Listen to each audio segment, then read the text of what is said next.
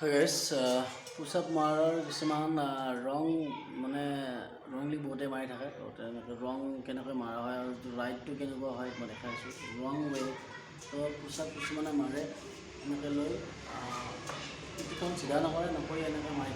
তো এইটো এটা ৰং ৱে হয় এনেকৈ মাৰিব নালাগে আৰু কিছুমানে যেনিবা